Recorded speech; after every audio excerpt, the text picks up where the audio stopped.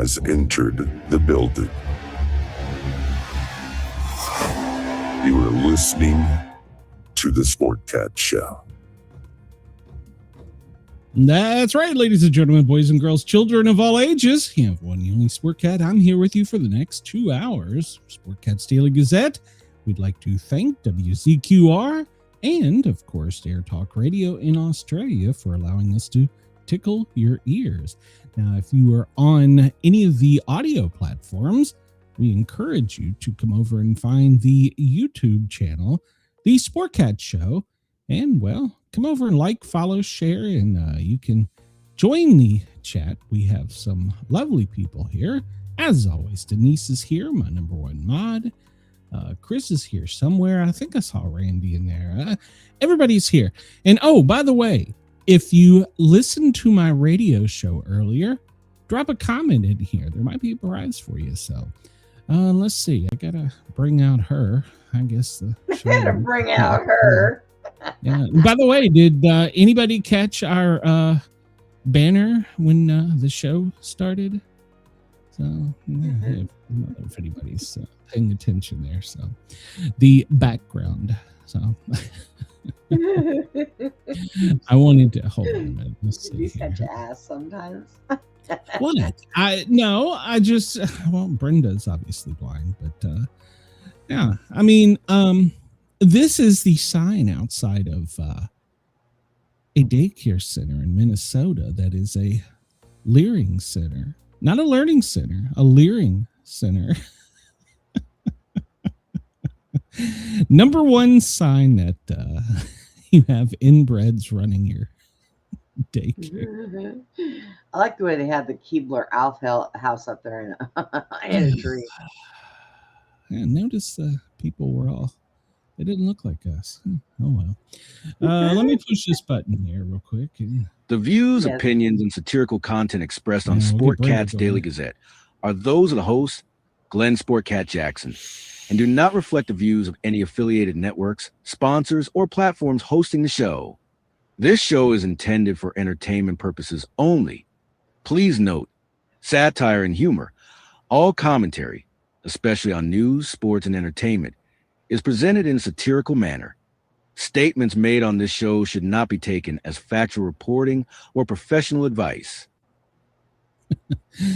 Yeah, we're not scientists. So. Yeah. But I can spell learning. or professional. Now, professional, I don't know if I can spell, but so how are you, Brenda? You did a live show last night with a star. You're still glowing. So Yeah, my most favorite person in the whole world, and we did like a little over a 3-hour show. How is he your most favorite person in the world? When I have followed Rehab for almost 25 years. Well, maybe you should finally kick the addiction. So. Oh, shit. I want to remind everybody that starting January 13th, you will be able to find our evening entertainment news show on Channel 12 streaming TV network. Go download the app, buy the subscription, or pay for the subscription. It's $9.99 a month. You get a bunch of stuff with it. And if you can't find the website, because it's a little hard to find, maybe Randy is in here and he can give us a phone number to get you signed right up. So, so go do that starting then. And you're not only going to be paying for Glenn's show. You guys can watch my other show over there. There's a lot of different talk shows over there, and movies. There's no pornos yet, Glenn. Whoa, well, I'm not subscribing.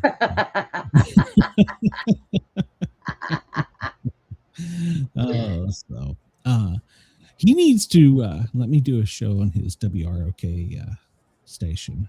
That's what he needs to do. So, let's see. Where were we? What else is there going on? So I want to remind people of that. Remember, we are on holiday schedule. So we will be here today and tomorrow.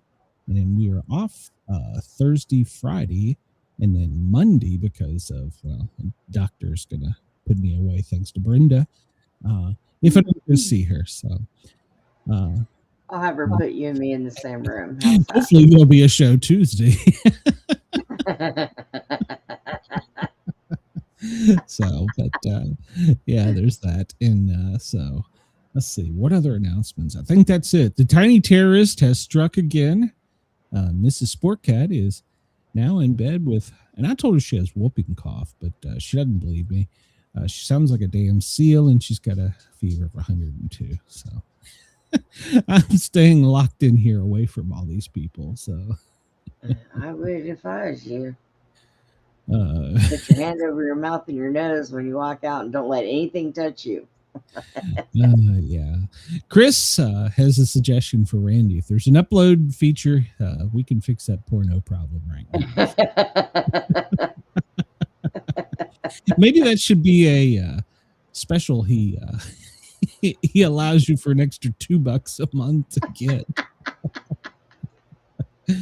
Oh my God. I don't want to give him any ideas. That has to be on its own subscription.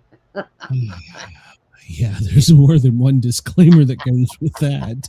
Right? Oh, Lord, have mercy. So we're in holiday mode here. We gotta push the right button. I'm tired mode, man. I'm doing this. It's because you stay up all night doing these shows. And then at 8, there. I have to do another one. Welcome. Do what? I said, and then at 8 tonight, I have a show to do to pre-record for Channel 12. And then tomorrow night, I'm doing that all-nighter with them for New Year's Eve. So That's right. I forgot. Oh, yeah, I forgot to mention that. Randy apparently isn't very technical to run a station. I don't get it. I posted the link to his YouTube channel in yesterday's shows and it will also be in today's show. And we will be there. I will probably join. Well, I was saying around 10, but if Mrs. Sportcat is sick, I may just come on at 9 because, well, I don't have anything else to do. I can't do her on New Year's Eve. So, right. So yeah, I'm staying away. I don't want the vid. I don't want the whooping cough. I don't want none of that stuff. But yeah, so we'll be live on Channel 12 streaming New Year's Eve show. I've talked him into allowing us to get permission to view the possum drop from South Georgia. And in Mobile, Alabama, we will have the moon pie drop. I don't know what he has planned from there. Let's see. LQ Vid asked, do you think streaming on YouTube or Twitch is better for new people to tune in and get viewers? Probably YouTube. Yeah. Because my demographic probably doesn't understand Twitch. I do stream on Twitch, and I have a following on Twitch, but it's not as much. So I guess it would depend if you're going for a younger demographic, probably Twitch. But YouTube is the mainstream. If you're going to do it's more for the younger generation. Twitch does gaming. Yeah, Twitch. I mean, I do, like I said, I do stream there, but the demographic is different. So it depends on your age group, your market group. Most people don't really want news until they hit their 30s. And that is probably about the top end for Twitch, demographic wise. Plus, I have more female followers for some damn reason. And their YouTube is got a better algorithm for that. So it just depends on where you want to go. But hey, don't take advice from me because I'm not monetized on YouTube yet. I cannot get to that 1,000 subscriber mark no matter what I do. Oh, Jesus Christ. And I got a message from another well-known YouTuber yesterday that doesn't subscribe, by the way. I know who you are.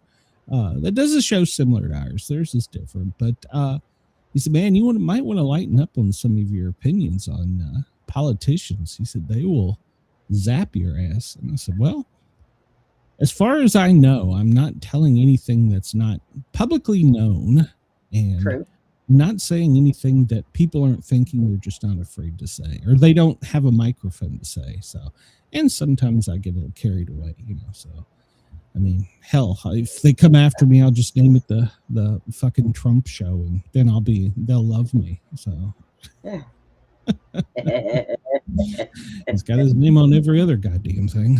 So there you go. All right. Well, it's 2:12 on the East Coast. LA, you got to give your information to ICE.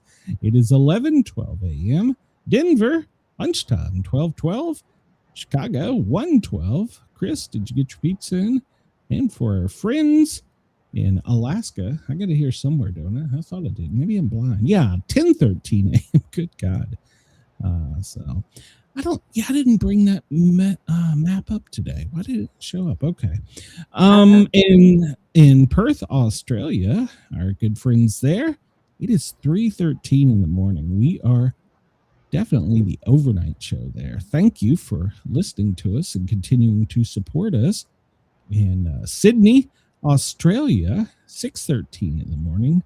It's almost time for your New Year's there. So good morning to all of them. And so did you don't listen to my show on a thin line rock station? Which side of the board are you all on politically? Well, Brenda is probably diehard MAGA, and I'm kind of, God, I hate to use this term, down the middle. Well, I mean, I lean more that way, but yeah, sometimes these people are stupid. So yeah, and both sides are. Both sides of the fence are just, they move their head too fast. You can hear the rocks rattle, but Well, we're going to talk about a couple of those here in a minute. It is what it is. Yeah, so. Well, if you go outside and look up and you're not facing massive snow, you'll see we're quickly approaching the new moon. Brenda, what is it?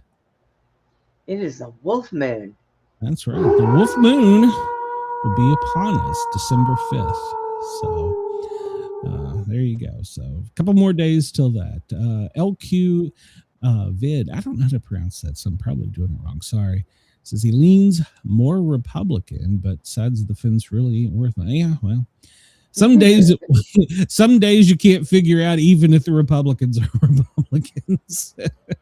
And the Democrats, same thing. I mean, look at Fetterman.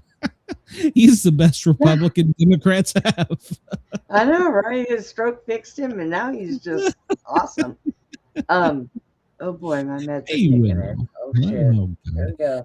Oh God, I need a Brenda medication warning. Hello, Wendell. Welcome. Wendell, come and break my yard. It is pronounced liquid. Okay, all right. I'm sorry if I offended you there. So the current mood phase, like we talked about, is almost full. Let's see what else here we got. Yeah, well, there's where it's daylight and where it's dark, and I can't. That map where it shows what the current, how fast the moon is following the sun, or whatever the hell it is. The sun is ahead. It hasn't appeared in a couple of days. Oh, that's kind of weird. It's hiding. Here's our lovely constellation, and man. These damn astrophysicists are losing their mind over 3i Atlas. It's because they're starting to realize that shit ain't true. Well, which one? That it's real or fake? That it's fake. I don't know about any of that, but what I do know is that now supposedly it's launched something or another, and it's coming towards Earth. Sure. That's got a funny little wobble to it. You see that right there? Yep. That's it. It's supposed to be perfectly round. What's up with that? Well, No. Yeah, so there you go. And speaking of 3i Atlas, let's see. NASA has it right there. So you can see it, the space rock. And it does look like the big potato has changed some, but I don't see any aliens on it. So I keep looking every day. Is there any aliens in the potato? They're eating it from the inside out. One day it will disappear. Let's see. And now we get to let's see how stupid we really are. Well, let's see. Our choices on this one are tectonic plates. No. Random French words. No. Majority Muslim countries. Is Minnesota a country? Closest countries to North Korea. Well, just look for the radioactive glow. Coldest U.S. state capitals. Maybe. Brenda, you wouldn't do well at this one. This is NFL quarterbacks, so we probably won't do. We'll go to the next one, unless you want to try one of these. I mean, if your meds are kicked in enough to try and be smart. I would be like leaning on Chris. That would be my NFL thing. Don't we ever? Ready? You ready? Okay, so let's see. We did yesterday. We didn't start the fire. Terms and missing seasons. I'm not sure what that is. Phrases and missing names. Or we could pick one. Is Randy in here? Because we're going to need Randy's brain for this. I don't know. I sent him the link. Chris wanted to do NFL quarterbacks. Hold on a minute. Hold on. We can go back. We can. We will humor Chris here. Yes. Oh yeah, Chris. Look at this. You got 4 minutes to answer all these questions. Yeah, go figure it out on your own, Chris. My God. I'm a sports fan, but I couldn't do this one. Won 7 Super Bowls. That would probably Brady. Won 2 Super Bowls, just like his little brother. That would probably be Eli. NFL records for most consecutive starts. Ooh. That might be Brady. Known for the tush push. What was that? Jamal? Was it what Eagles guy, isn't it? He signed the largest contract in NFL history. Gosh, I don't know. So yeah, Chris, I'll send you the link. You can do this. Play with that one on your own. Which quarterback? Hurts. That's right. Which quarterback appeared in Ace Ventura: Pet Detective? I don't remember that. Oh God. Yeah, I remember they were on the Dolphins field with the Dolphins. That's right. Was it Marino? Well, it might have been Marino. So, let's see. Maybe. Yeah, it might have been. Who traded for Stafford? Of all things, I know one. Mm-hmm. Yeah, no kidding. Who traded for Stafford? That would be the Rams. And man, the Falcons spanked that ass last night. I came in 15 minutes late to the game. I was expecting Atlanta to be down by 2 scores. But it was a game. It was a game. So I was kind of happy about that. So, all right, Brenda, what are we doing? Pop music, movies, geography, science, computers, literature, classical music, history, TV, sports, languages are miscellaneous. Let's do movies. Movies. All right. Now we're going to have another choice. So be ready here. General, awards, characters, connections, directors, Disney, James Bond, matches, quotes, titles, plots, soundtracks, specials, Star Wars, superheroes. Or there's taglines and word clouds. Let's do Star Wars. Same thing Chris said. I don't know if I'll do well at this. All right. So now we have another choice. Well, fuck me running backwards. Star Wars Last Jedi, The Force Awakens, Star Wars Species, roles and actors, role descriptions, Rise of Skywalker, quotes from 99 to 2005, 77 to 83. And so there's 2 of those. And trilogies, planets and moons, trilogy quiz from the original, characters, actors and roles, Solo, a Star Wars story, Rogue One.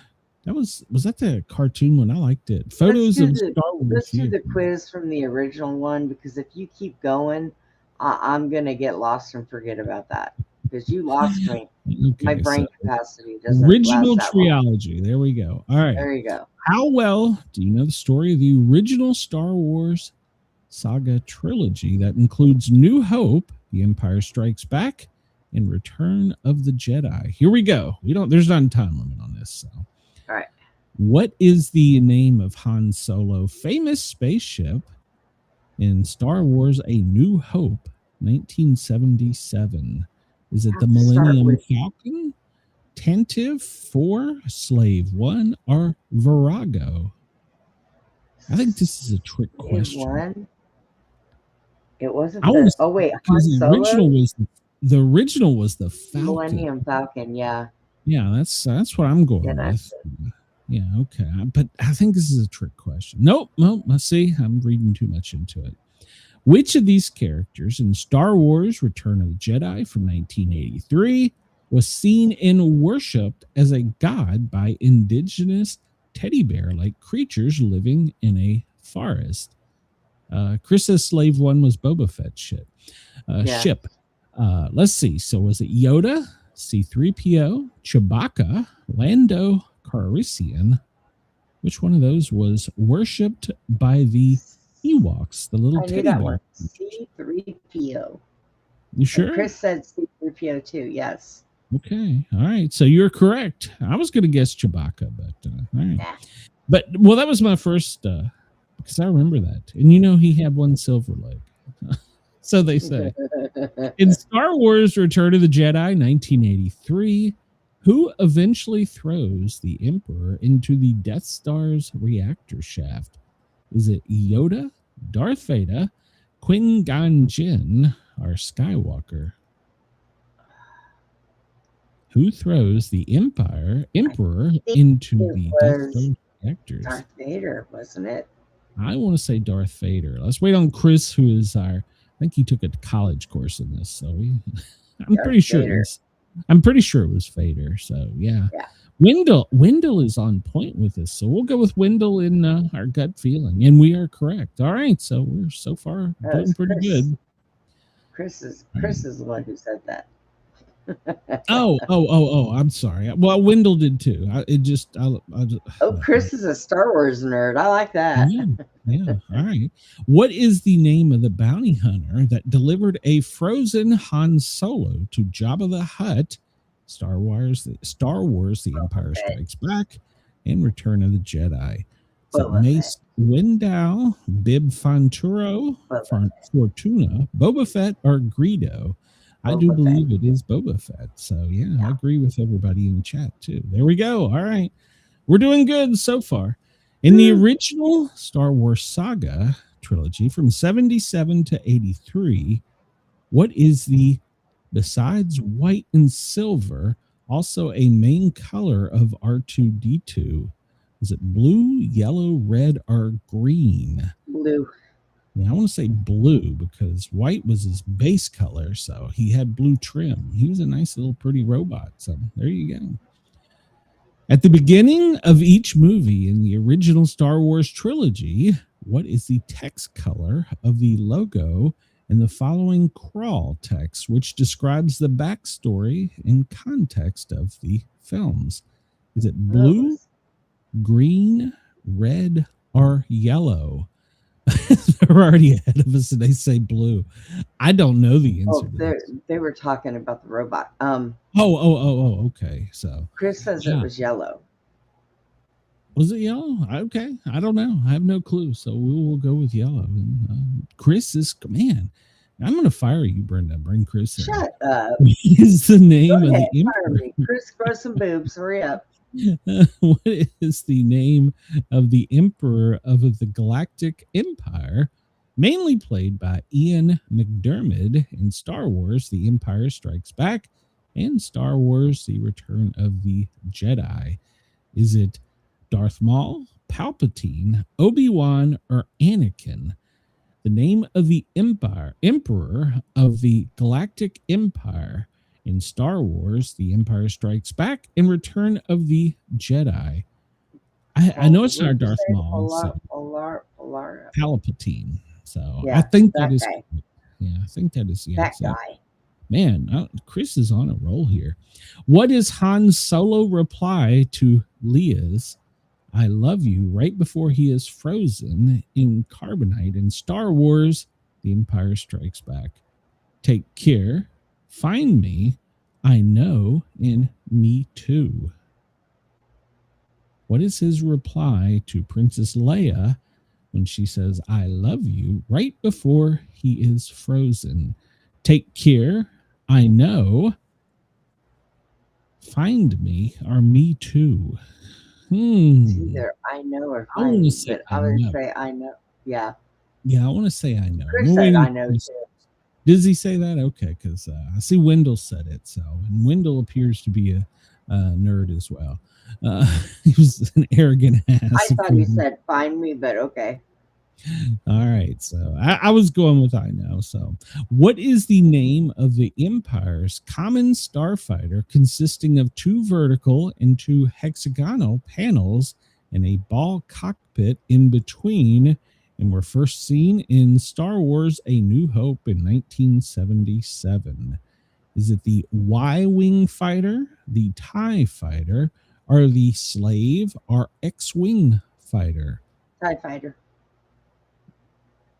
TIE fighter? Is that what you think? Yep. Yeah, I think you were correct. TIE fighter, yeah. Yeah, because the X-Wing looked like an X, so yeah. All right, last one, so it's going to be hard. In Star Wars Return of the Jedi, 1983, the second Death Star is constructed near which forest moon? From 1983, Return of the Jedi, the second Death Star is constructed near which forest moon? Yavin 4, Dagobah, Endor, or Naboo? No. Chris says Chris says Endor. I was leaning towards Dagobah. Where the hell did I get Dagobah from? I have no idea. I was going with the Boo, but hey, Chris is right. We're going to get an A on this one. So there you go. Look at that. Excellent. Oh my most God. People, Chris, most people could only answer 9 of those. So you're 10% smarter than most Star Wars fans. All right. So there you go. There is today's trivia. And if anybody listening on WZQR or Dare Talk Radio, they want to participate, come over to the chat. We'll pick it out. Or if you have a specific one, you can go to triviaplaza.com, find it and send it to us. You can find me at Sportcat on X or Sportcat Medic Facebook, and you can find me everywhere under those 2 monk ears. So yeah, if you have a special request, let me know. We'll play it. Oh, okay, yeah, you're right, Chris. That's where I got that name. Yes. See, I went to every Star Wars one that came out because my grandma loved C-3PO. Well, she didn't, because she used to call him a little bastard. But when she did that one, she loved him. But we would go to the matinee. My grandma didn't go anywhere, but by God, when Star Wars came out, that bitch had all of us kids at the matinee throwing popcorn, watch the damn movie. I remember when the first one came out, me and my high school classmate, Sean Kinnair, his dad took us in his little, what was that car? Renault. And he was a race car driver. And we left like 15 minutes before the movie started, a half hour away, and we were 5 minutes early.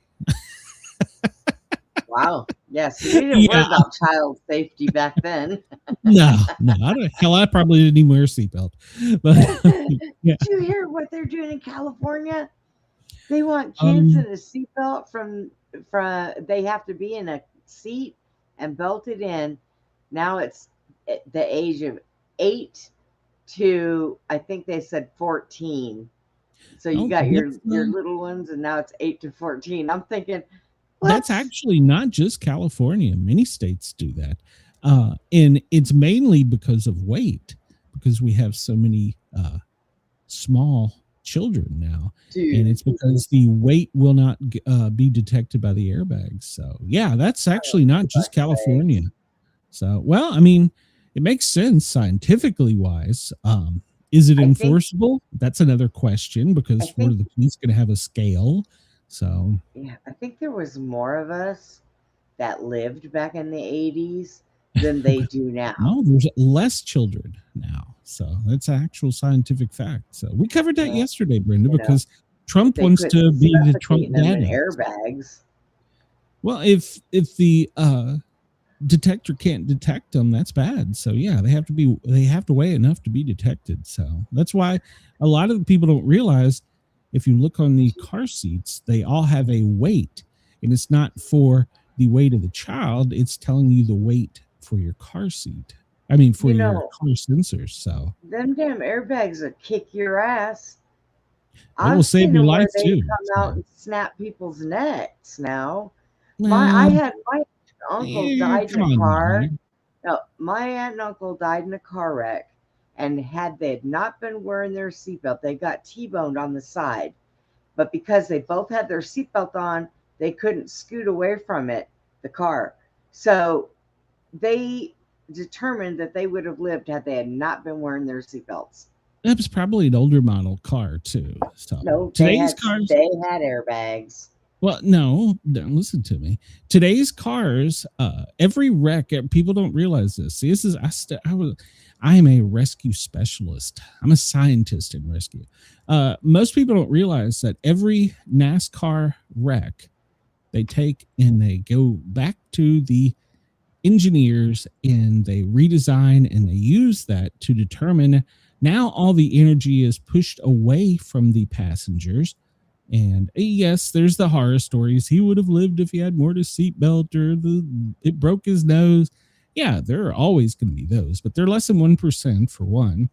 And for other facts, the new cars, the goddamn Subaru has an airbag for my ankle.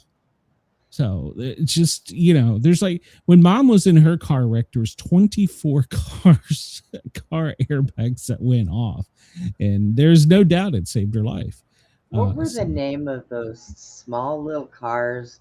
They had like the flat back end. They were 2-door and they had a hatchback.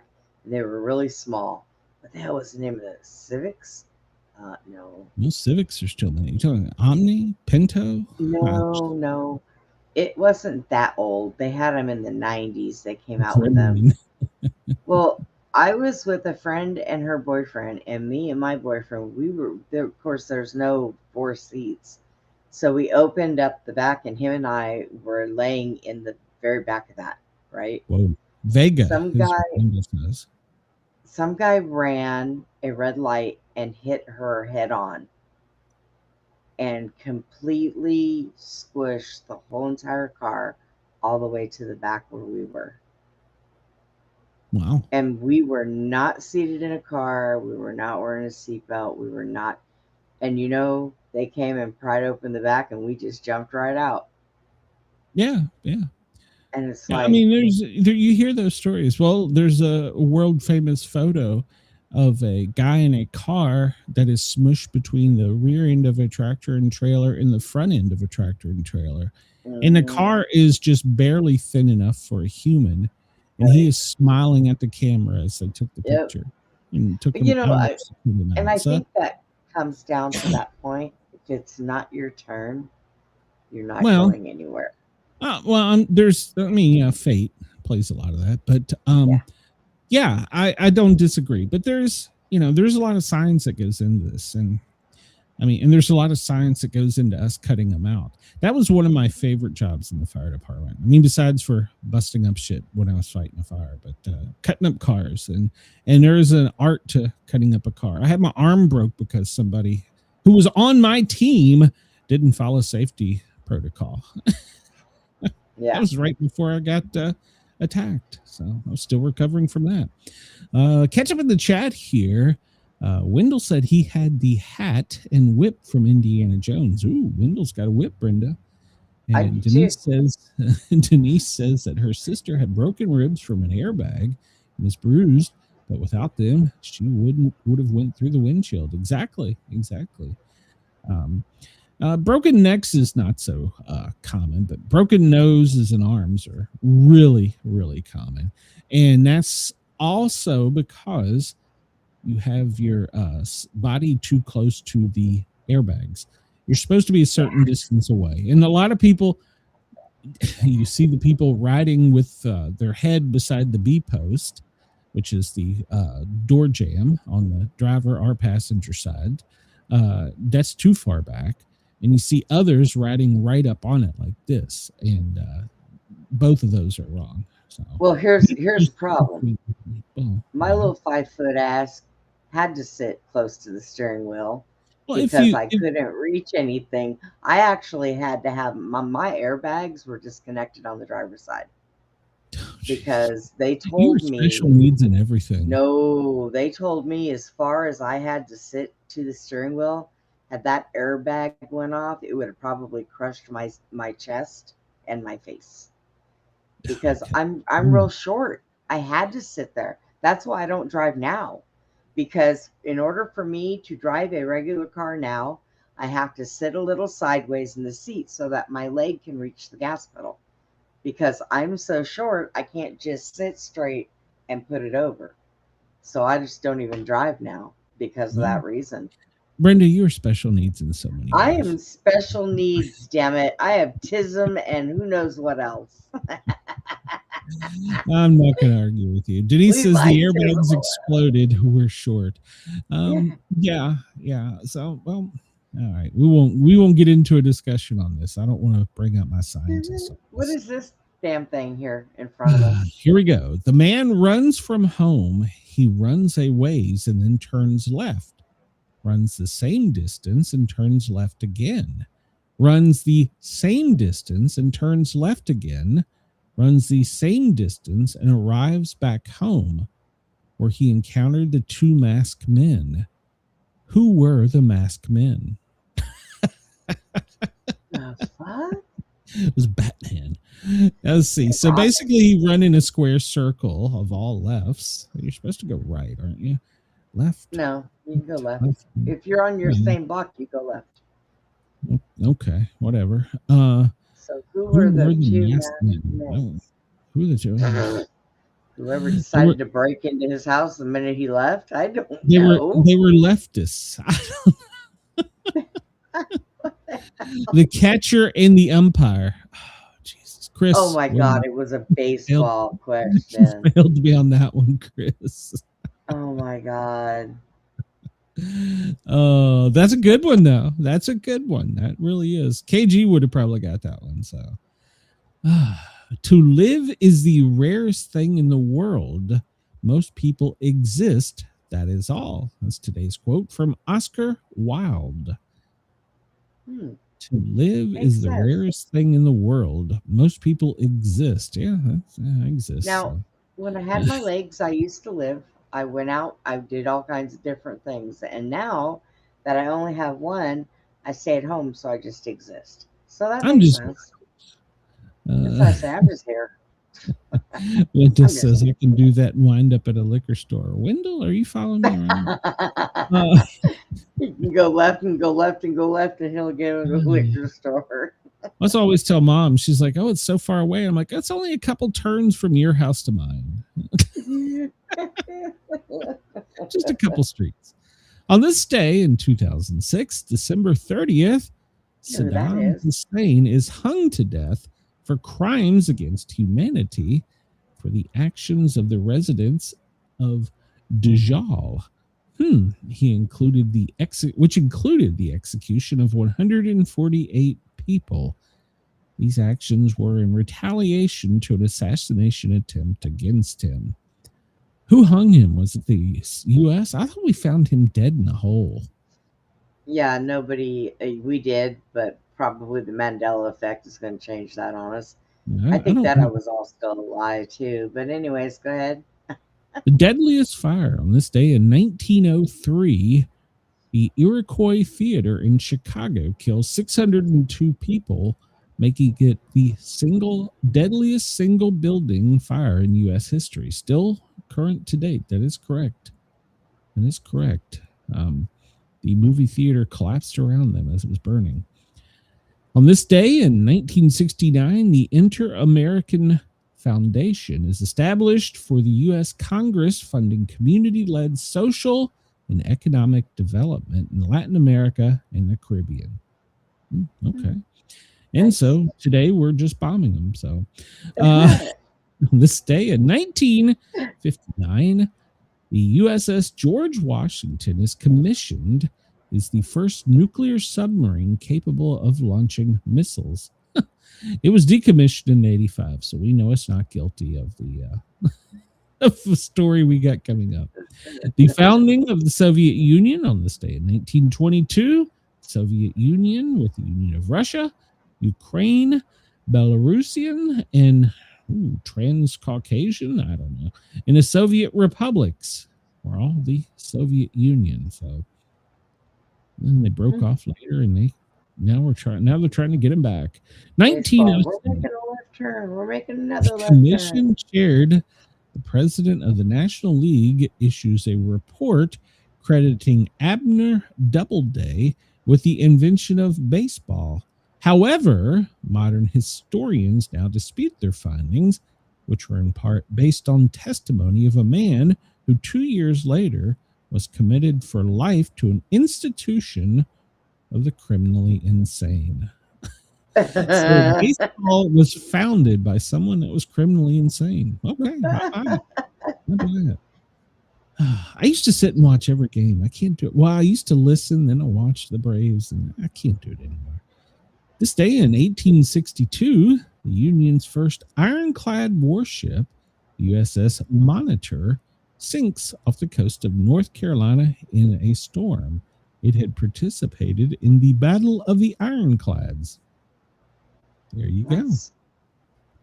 In 1853, the United States signs the first draft of the treaty to buy 29,670 square miles territory in what is now the present-day New Mexico, southern Arizona from Mexico, and formed part of the border between Mexico and the U.S. It went into effect the following June.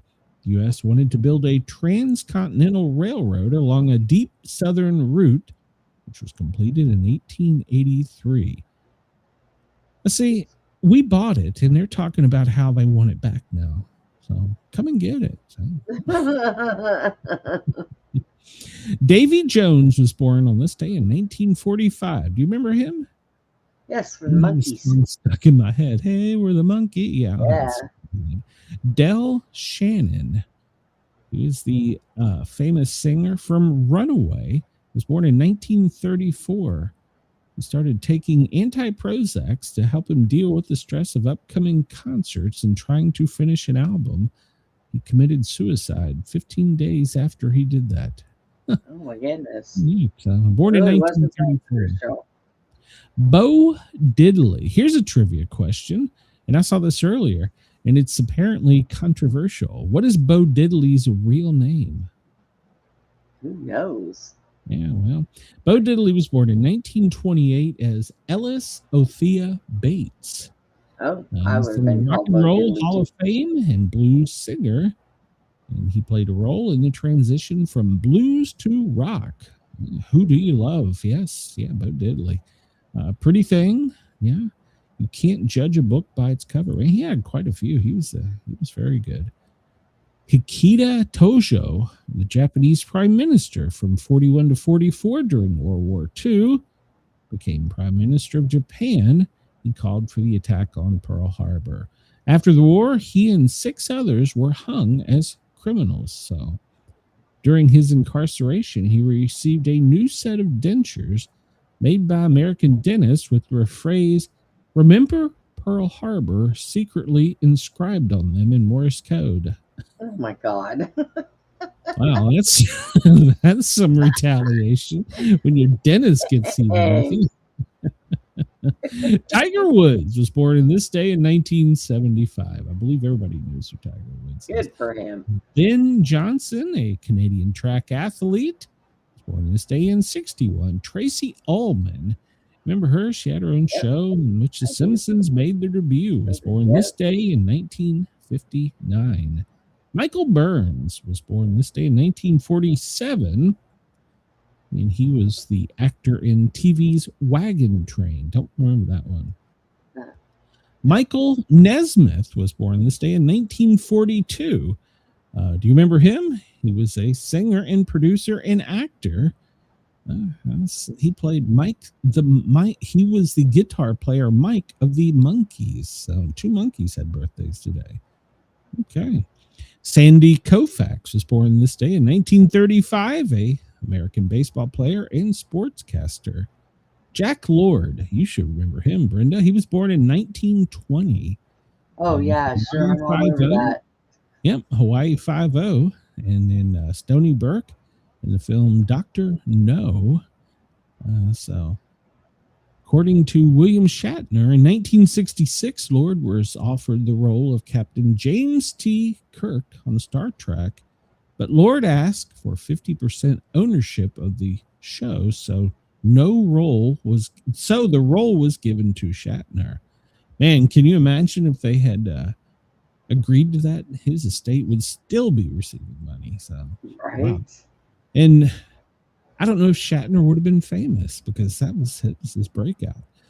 Brett Parks, an American EMC, host of Miss America and the TV game show Country Fair. I don't remember him. He was born this day in 1914.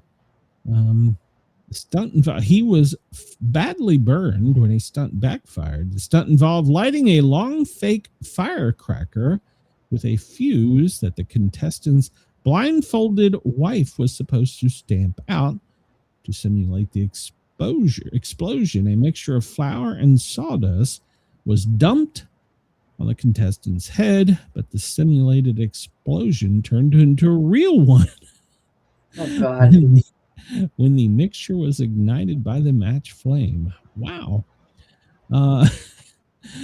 Yeah, that's back when there was no rules, apparently. It's, yeah. Get him down. That's right. Michael's mother invented whiteout. What? Wendell, put that alcohol down. Nesmith? Oh, yeah, it does say that. Yeah, okay. Good catch, Wendell. Good catch. Jeanette Nolan, an actress from The Virginian, was born this day in 1911.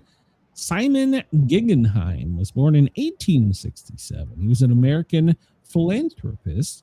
His wife created the John Simon Guggenheim Foundation in memory of their son.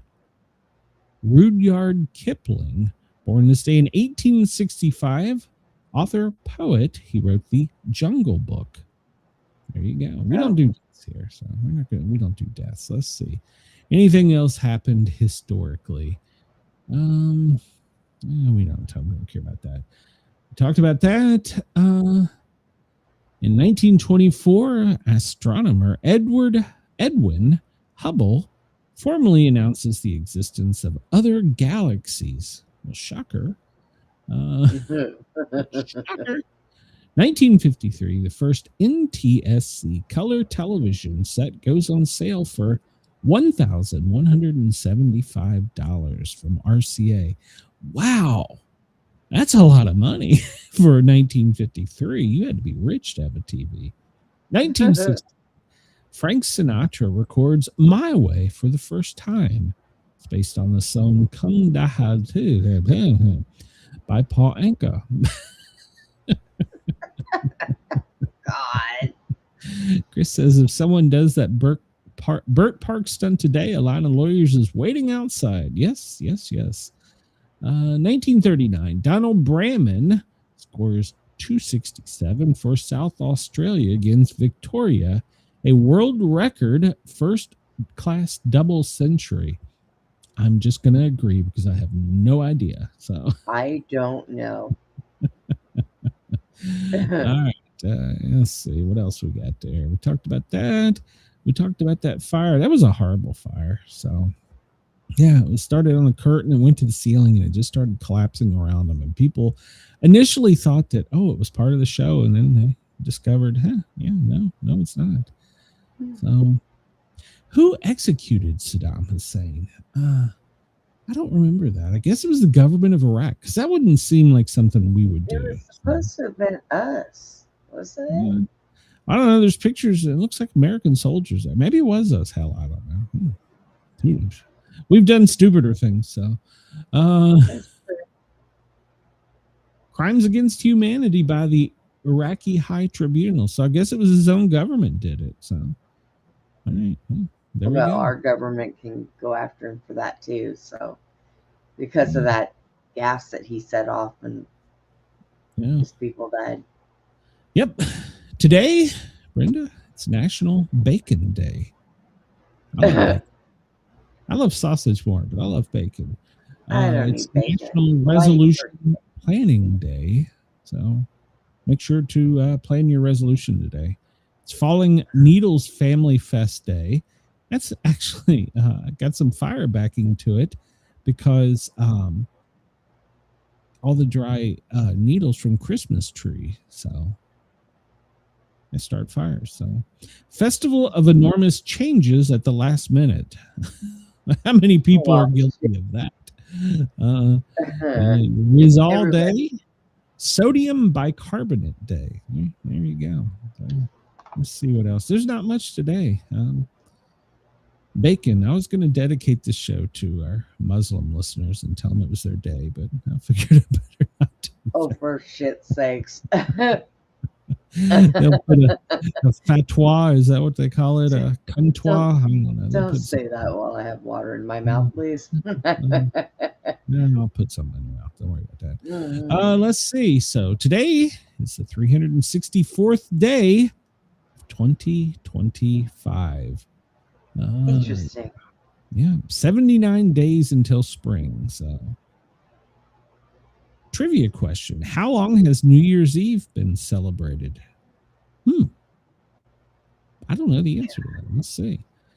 The end of the year and beginning of the next has been celebrated since ancient times, though obviously not on the same date. It is believed the Dutch settlers brought the December 31st celebration to America. But the Native Americans had already paved the way long before these settlers arrived. The Iroquois marked the end of the old year and the start of a new one by gathering up clothes, furnishings, and household utensils, along with uneaten corn and other grains, and tossing them into a great bonfire. Why don't you toss your household utensils and clothes into a bonfire? That seems like a bad idea. New Year's Eve is originally for new beginnings. So you throw all your old shit out and burn it. Probably got pagan backings too. So, word of the day: heliophobia. What does that mean, Brenda? Heliophobia. All right. So you're afraid of something. What is helio? You're afraid of heels. I'm You're afraid of balloons. You're afraid of helicopters. Balloons. The fear of sun and sunshine. So are vampires helophobics, Brenda? Yeah, I would think so. There you go. All right. Let's see. What's on the weird almanac? The 10th day of winter. It seems like much longer. 10th day of winter? It's going to get much colder, folks. And there's snow. Next month it's going to snow. Oh, it's going to snow in the deep south. Well, even though they keep saying Atlanta's going to get snow, we're not going to get snow. Today's quote from Patti Smith: "You're not a rock and roll person 4 hours a day, or even when you're on stage. It's become the rhythm of your whole life." Okay. There we go. Whatever that means. There we go. Well, there's my mixer. Let's see. What else do we got down here? Let's talk about some news. I originally thought there wasn't going to be much news, and then, well, it turns out I was wrong. We're ending the year with a lot of news. So, the suspect in the National Guard shooting, this comes to us from NBC4 out of Washington, D.C. Well, there's new details emerging. So, if you recall back, he killed one National Guard and wounded another National Guard's member on Thanksgiving. Well, on Monday, he had pled not guilty from his hospital bed. That was a long time ago. And he's facing 5 charges, including first-degree premeditated murder while armed with assault to kill while armed. About a month after the shooting, a witness told the FBI that he had been looking for a gun. According to the criminal complaint filed in federal court, the witness told the police that he was driving for Lyft and Uber and wanted a firearm for personal protection, according to the affidavit. The witness told the FBI that he sent him photographs of 3 guns he wanted. One was a Draco AK-47 style pistol, but the document shows that the witness gave him a .357 revolver. Now, this is key, that had been stolen from a home in Seattle in May of 2023. So said when he got the gun from this guy, he said only 5 rounds. Apparently the guy had not been employed for several months prior to going on a shooting spree. So he is still recovering from being shot and entered the courtroom in a wheelchair. He appeared to be wincing in pain and never opened his eyes. Poor guy. According to the interpreter, he was in pain. So he's still pleading not guilty. Yeah, well, there's plenty of pictures of you doing it there, dickhead. So I don't hope you rot in jail. I hope you have a very painful, slow death. So Texas, Brenda, this comes to us from the U.S. Express.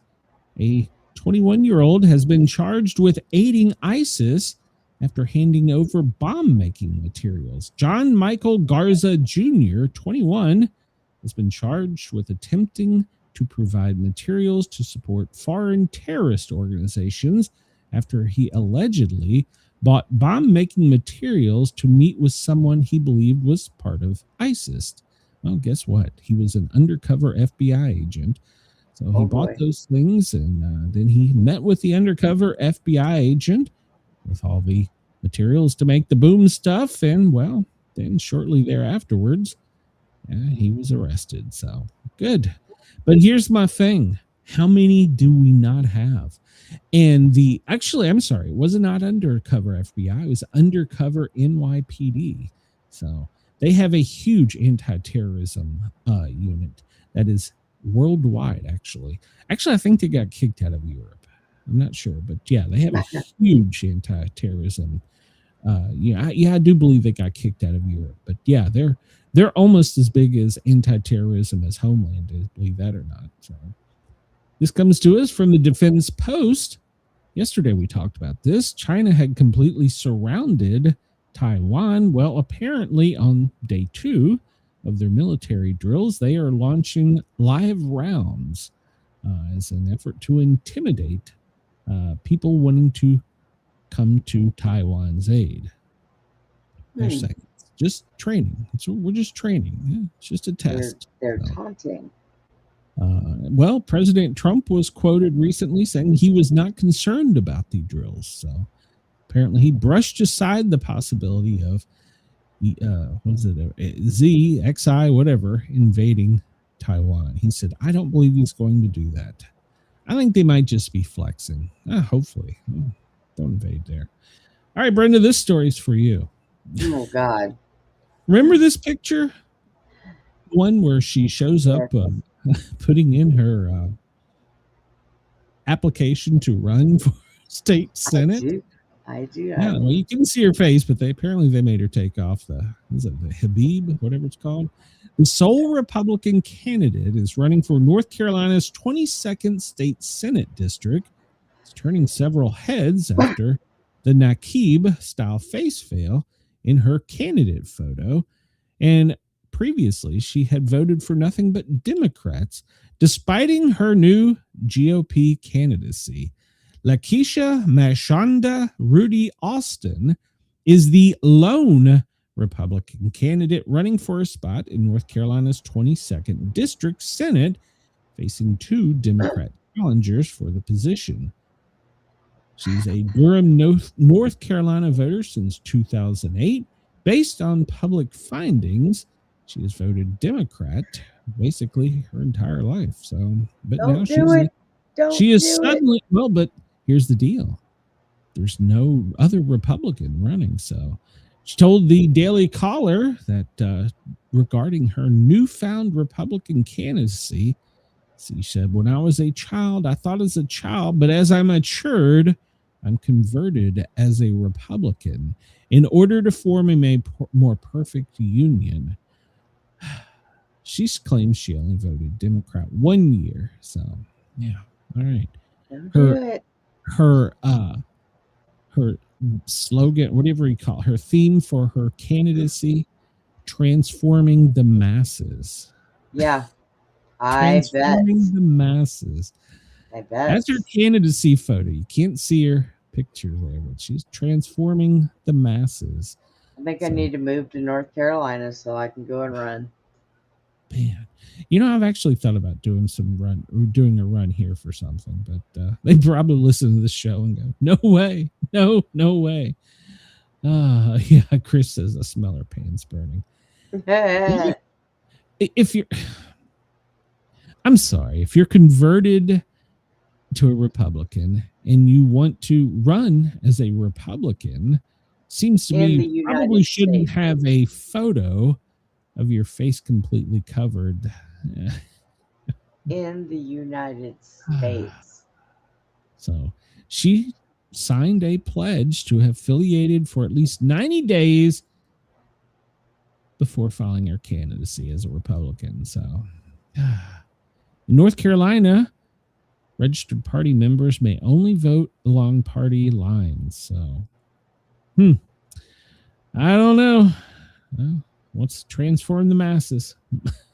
Here you go. Oh, transform the masses.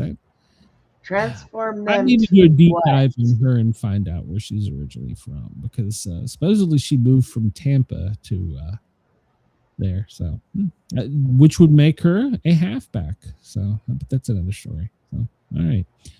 All right. So I'm gonna be the one that breaks this on the okay, here we go. Well, I mean, got my tinfoil hat. Go ahead. There's something to this. We're talking about NASCAR. Their off season has just been horrible. If you don't follow, there was a plane crash that killed one NASCAR driver and his whole family, along with a crewmate of another driver, just last month. And then recently, there was a massive fire at one of the NASCAR Cup Series drivers, Denny Hamlin, that killed his father, and his mother is in critical condition. So the plane crash killed Greg Biffle, his wife, daughter, son, along with 3 others in North Carolina. And prior to that, Michael Everett passed away unexpectedly. He was an Xfinity Series driver. And now actually happened the same day of the plane crash. Brad Keselowski, leg was broke questionably. There's some questions around it. And then now at a fire linked to Joe Gibbs Racing and Xfinity driver Denny Hamlin, well, one person is dead and another's in critical condition.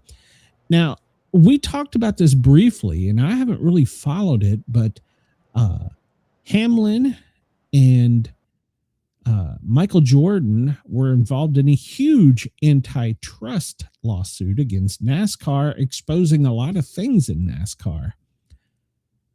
I'm going to go out on a limb here. There's too many coincidences, and I don't necessarily always believe in coincidences, but you have a whole family's death. Another one's parents burned almost to death. One did. And another one that has questionable injuries with a broken leg. And they're all somehow linked to this antitrust case. Now, I'm not a conspiracy theorist, but that's too many coincidences, Brenda. Yeah, could NASCAR possibly have mafia or mob relations? I mean, I don't know. I'm asking. But there's too many coincidences with people all tied to this antitrust case, which was settled by NASCAR. So is Michael Jordan next? Is Joe Gibbs next? What's going on here? Is this the parents burned to death? Is that a warning sign to others? One dies in a plane crash. He was supposedly a seasoned pilot. I don't know, but there's a lot of coincidences, deaths and unknown injuries in NASCAR. Wow. So we're going to keep an eye on this. I don't believe in that many coincidences.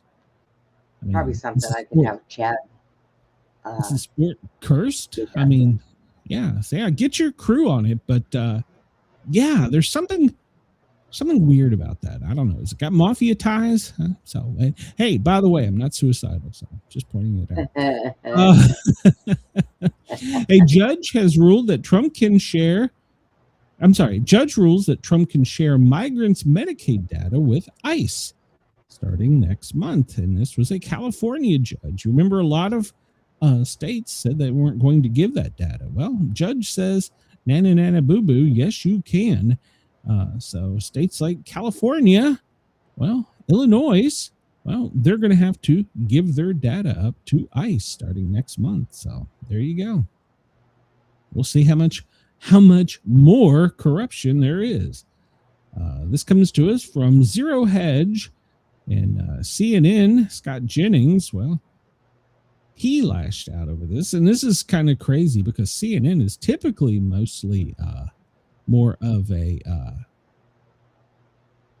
guess, a Democrat network. I don't know. They run more Democrat stories. But apparently Scott Jennings is saying that until somebody in power goes to jail, blue state fraud will not stop. True. So, but the thing is, with our damn attorney general, she's had evidence for months, and what if we got nothing? Did she get fired? No, not yet. So. Where did I hear she got fired? Yeah, there's always rumors. So, Zinray says he's on it. So, yeah, let me know. I'd like to do a special on it. I'm going that because I really think there's just too many coincidences there, you know?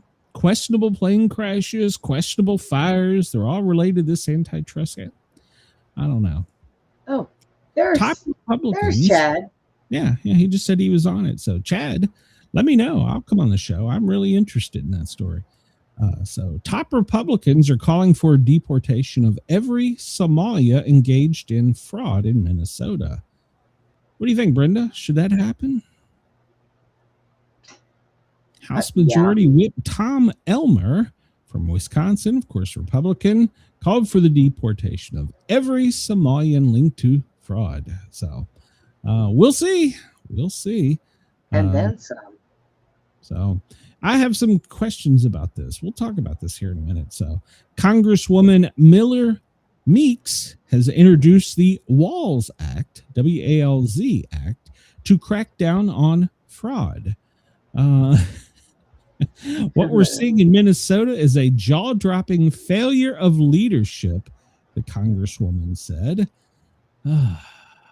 Congresswoman Mariana Miller Meeks has introduced it, so otherwise known as the WALZ Act. Welfare Abuse Laundering Zillions Act. Yeah. I like that. Who wrote that for? Welfare Abuse and Laundering Zillions Act, the WALZ Act. So there we go. So it's been introduced, and she says it's named WALZ for a reason, because the level of negligence can never be repeated anywhere else in the United States. Now, here was a conspiracy theory I heard about. Chris, you're right.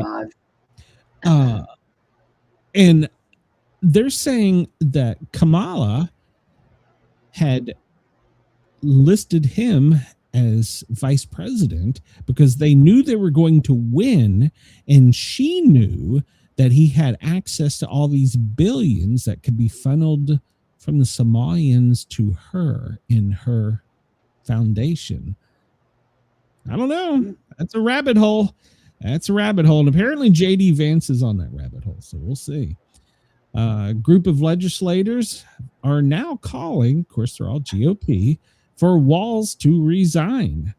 Minnesota State Senator Bill Leisky, Nathan Weisenberg, Marge Fogelman, Drew Roach, Mike Weiner, and they are all local state officials, are calling for him to resign. So we'll see. He's in the hot seat. He's still saying he did nothing wrong. So now, meanwhile, our attorney general detailed 4 cases. Woohoo! We got 4 cases.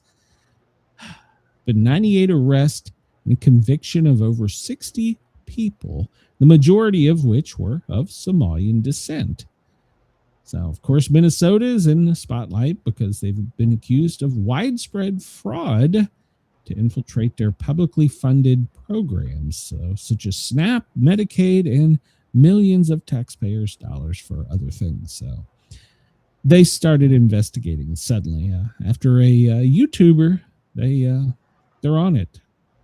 I'm sorry, I don't have a lot of faith in her here lately. So she talks a good talk. So now this story does concern me. This story comes to us from Newsmax, so it's a somewhat reliable thing, but it's also been revealed by the Department of Homeland. They are going to do a new enforcement surge in Minnesota, and they're going to start searching for people believed to be responsible for defrauding the state and the government, which is good. But now they are going to go door to door. This stems from the daycare fraud, the healthcare fraud, and, well, other suspected sites. They're not going to stop until they find every single one of them that have been rampant in the fraud plaguing Minnesota. Now, they're going to go door to door. I have a problem with this. This is a slippery slope, Brenda. We're at a turning point here. I do not agree with what they've done. Chris says, "We know your time is limited when Marge is on your ass." Exactly. This is a slippery slope. I don't disagree. We need to do something. We need to get them out, but there needs to be warrants. There needs to be a process. If we start going as a country door to door and saying, "Where are your papers?" we're getting on a real slippery slope here. I mean, I'm on board for getting the people out. I'm on board. They've crossed the border. They've come into the country illegally. They need to leave. But door to door asking, "Where are your papers?" That's a slippery slope.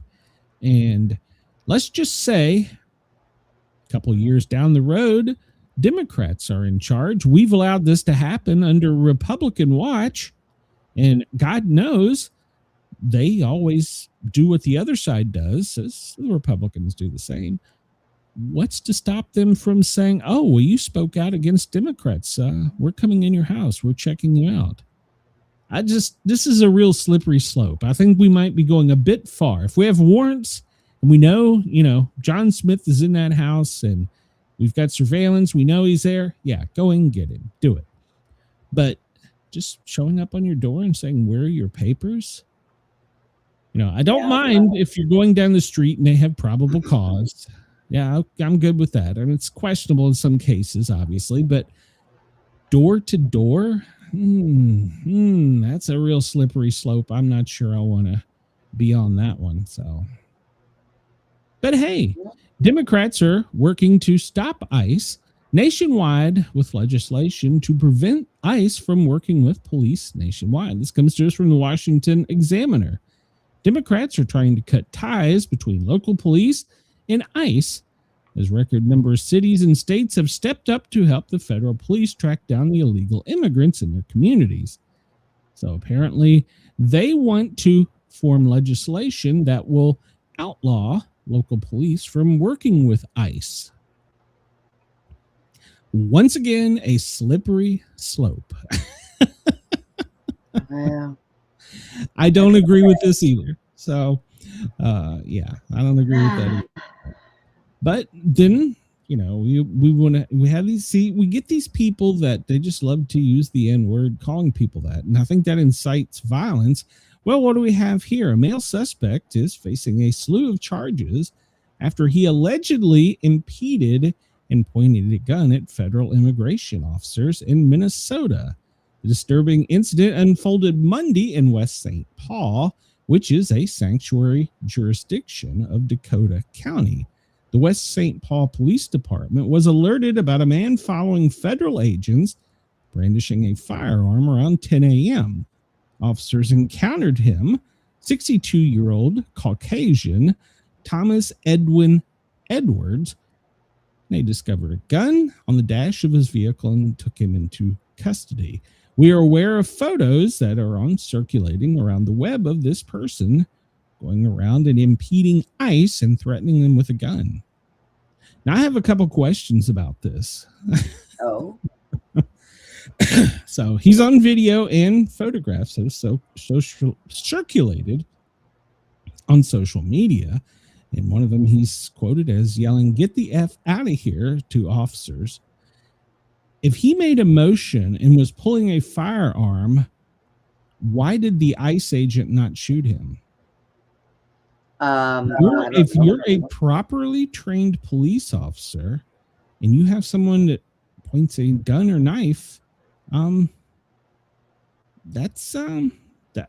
so that concerns me. Is our agents not performing law enforcement duties properly because of fear? Are our law enforcement ICE agents not properly trained? Now, the agent had drawn his gun at him, but why was he not taken into custody? If he made a motion as if he was going to shoot an officer, why was their service weapon not discharged? There's a lot of questions to me about this. I mean, and then were they the complainants that had the local police arrest them?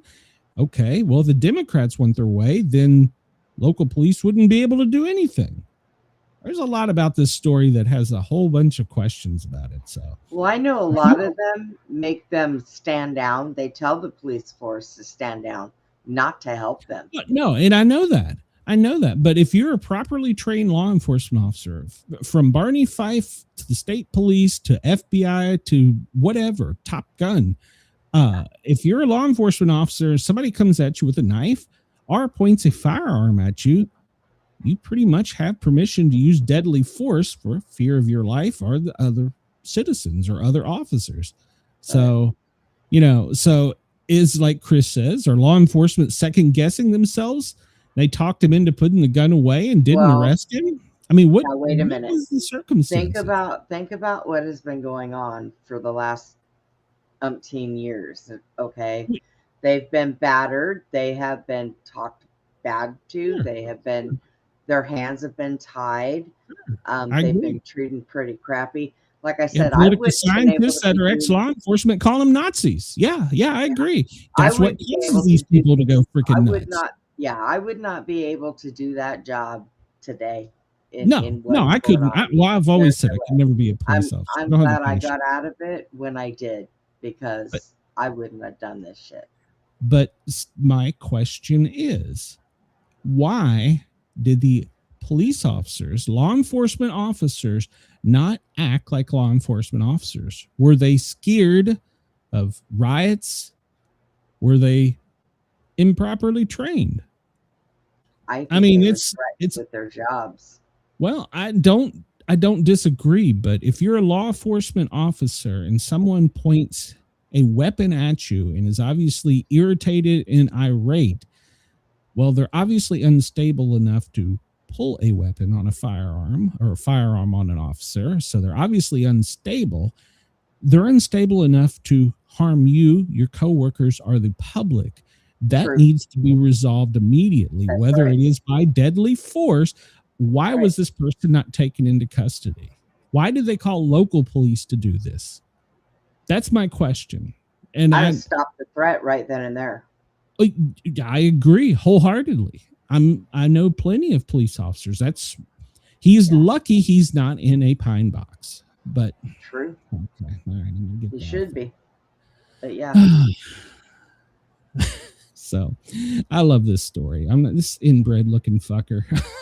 I love this story. It's his daycare. It's inbred looking motherfucker. Look at that. He looks like he's got a daycare. Yeah, he runs a daycare. He runs a daycare, and they sat outside and videotaped him for a long time. This is the story that broke, that started it. And his daycare center, which only up until here recently had children showing up, is spelled Quality Learning Center, Learing, Learing. Yep. And he says, well, we're aware of the problem. We've just been trying to fix it. You weren't aware of the problem. Wendell, I have both sitting in my house. Oh, Lord. Oh, Lord. So we talked about this too. The National Guard and now the feds are going to be upping their patrols in New Orleans after New Year's Eve after last year's deadly attack. Learning center, yeah. In Tennessee, I would still give them health. They did. So, we've talked about how the government has been raising the red flag. They've pulled the red M&M or whatever for the the color of the highest threat level. Yeah. And we keep hearing them say that it's going to be lone actors. We keep hearing weapons, weaponized vehicles, and last year we had the attacks. Are we being proactive? Is there something going on in New Orleans that we just don't know about? But apparently there's going to be a heavy military and federal protection in there. And of course, Washington, Memphis, Tennessee as well. So what's going on? Is there something we need to know about citizens? I think that I've heard that there's been some threatening, and they think that the Somali communities are going to uprise and all that stuff. So well, they can't see straight, so I can't either right now, so it's all right. You might stand a chance if that fucker's coming at you with a gun. Which eye is he looking at you? Is he looking at somebody over there? What? No. I'm glad I'm left eye dominant, so my right one don't work for shit. At Sportcat, just go right ahead. I probably deserved it. So, all right. So yesterday, SecDef or Sec War, SecDef just rhymes better. Pete Hegseth. Well, we used lethal kinetic energy again, a big boom to make a problem go away. This fishing boat was blown out of the water. So it's not a fishing boat. There's how many fish come up with that? Probably. There's probably some good fish around there. They're all high afterwards, so get them quick. This fishing boat went boom. He's running around all bouncing off the walls. What the hell's wrong with you? Are you on drugs? Nope, I ate a fish. Something to note on this.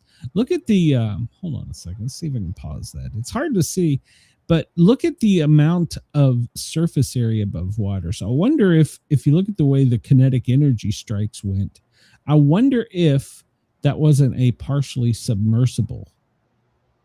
Because look at the way it went boom behind it and boom in front of it. So I'm wondering if, I wonder if it wasn't a partial submersible that, those fishermen, they like to use submarines to fish. So, why not? 2 more fishermen have been eliminated. So there you go. So, all right. So yesterday we learned that apparently there were some big booms in Venezuela, and so there's some information coming out from 2 sides of the hat. First, the Navy said that they'd used missiles, and well, now we're learning it could be CIA drones. Now, I don't know that it matters who did it or who gave the order or where it came from, but I think the biggest thing to take from this story was our president just nonchalantly says, "Oh yeah, 2 nights ago that was us." The media hadn't even noticed. They're too concerned with us killing fishermen. So now the media wants to know, was it the Navy? Was it the CIA? Who was it? I don't know. I would tell them if they weren't on it in the first place, none of their business. There you go. Chris. I love this, Chris. Oh, Chris should be my writer. New Orleans is a reported target because Trump apparently wants to change Bourbon Street to be named Trump's Big and Beautiful Avenue of Entertainment. Oh, I love it. I love it. We got to send that to Trump. Oh, my God. That's great. So that's hilarious. Oh, my God. Good job, Chris. Good one. I love it. This one comes to us from Breitbart, so we know it's obviously a little tainted, but we're talking about Russia here.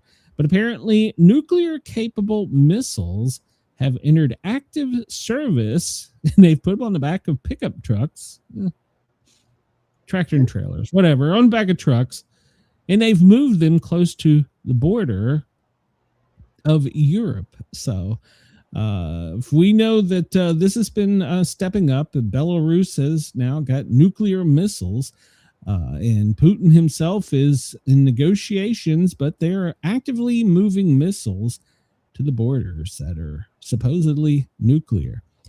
Now, that should be worrying Europe, but this one should be worrying us because Russia has now activated the Poseidon tsunami drone missiles. They're unstoppable because of their speed and they go underwater. Two 100 megaton warheads that trigger a radioactive tsunami. And apparently it goes down to 3,000 feet and it is unable to be stopped. We don't have any type of capability of detecting them, at least publicly known. So what these drones do is these hypersonic underwater drones strike outside of the landmass and cause a tsunami. That is, of course, it's a nuclear detonation. It's a radioactive tsunami that can cause waves, depending upon the strike, as high as 60 feet tall. And if you do your tsunami research, that could go inwards for several miles. So that is a big threat. Now, of course, we know under the Biden administration, when we were being critiqued because we didn't have any hypersonic missiles, and then suddenly we did, our military probably has something similar.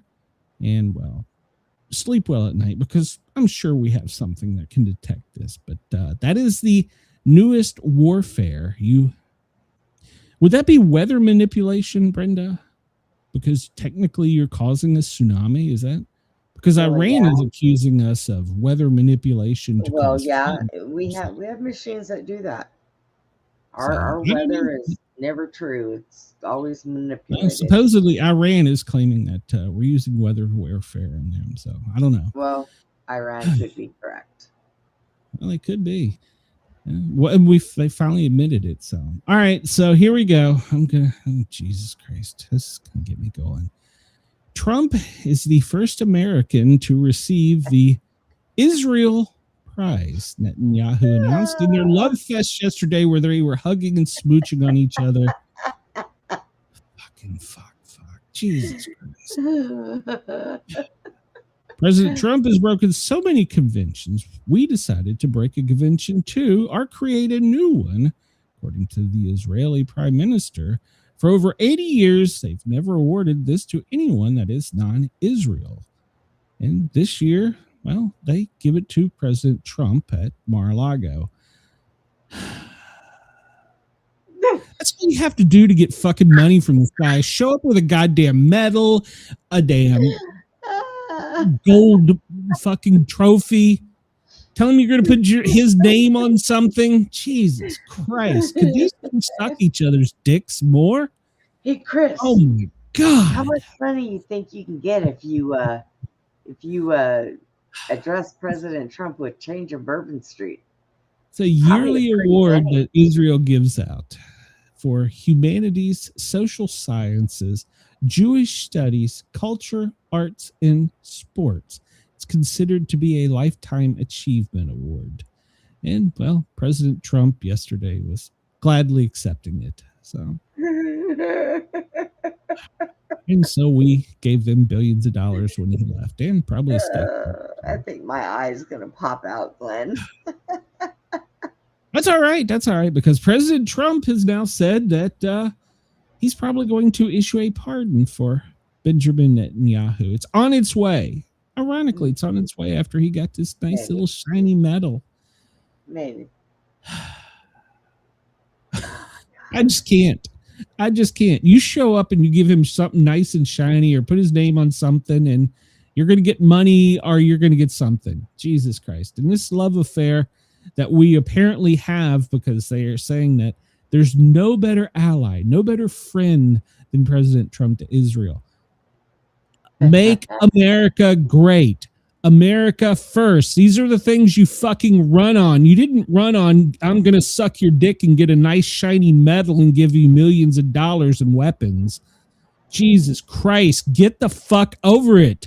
Sorry, it makes me angry. Where is our money? Make America great. That was your slogan. That's what you ran on. America first. Now, you know what I don't understand? Wait a minute.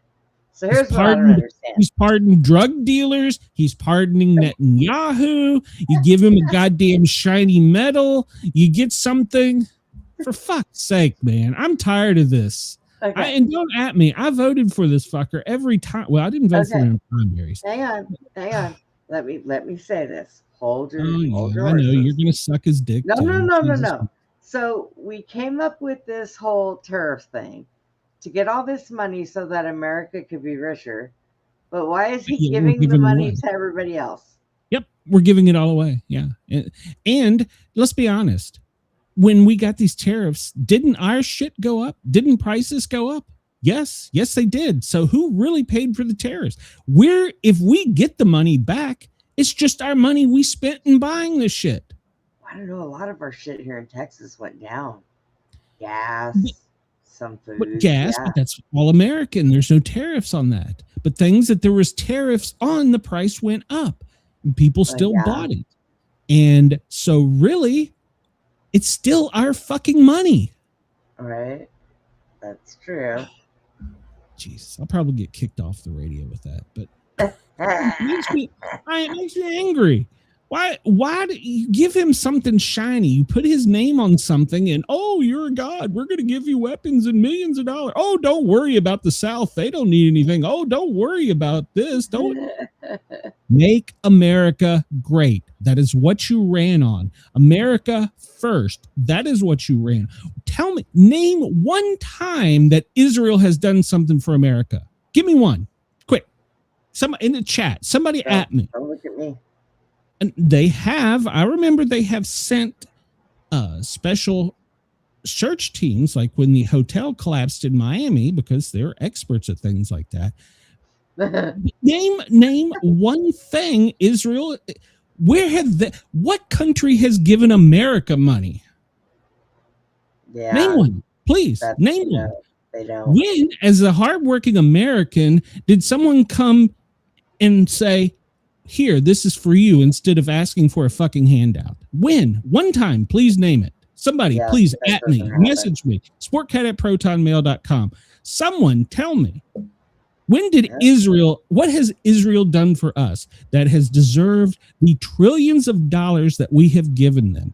Now, I agree that they shouldn't be threatened by their neighbor, but hey, then again, they also imprisoned those fuckers and they couldn't go anywhere, so they were kind of, an agitator in this.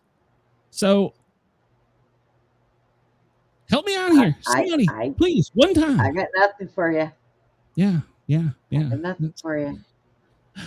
Yeah, give him a shiny medal. Oh, yeah, you can have all, military. Give it to you. Oh, boy. Damn, I hope JD Vance is better. Jesus Christ, I hope JD Vance is better. I don't think so, but okay. Well, hell, what's he going to put his name on? The J.D. Vance Kennedy Center? Jesus Christ. Erica Kirk's baby. Hey, I'm in for that one. Okay. I'm in. Tag me. I'll give it a shot. Be the best 2 minutes of your life. All right. So apparently, remember yesterday we talked about this. Iran has declared war on America. Well, now Trump has threatened to, quote, knock the hell out of Iran if they build weapons. Now, remember, this is because he had his little meeting with his little Benny guy. Him and Benny were there hugging and cuddling and said, don't you do anything to Israel. I'll knock the shit out of you. So they threaten Israel. They threaten us. And, well, yeah. And let me ask you this. Is Israel in NATO? I don't think that. No, they're not. But maybe they're not. No, they're not. So where is NATO in helping them? What other NATO countries help them? None. Us. That should tell you something. The only ones. That should tell you something. Yeah, right there. There's your sign. No other NATO country has come to them. And, but yet Zelensky goes around to his handout to everyone. I want money.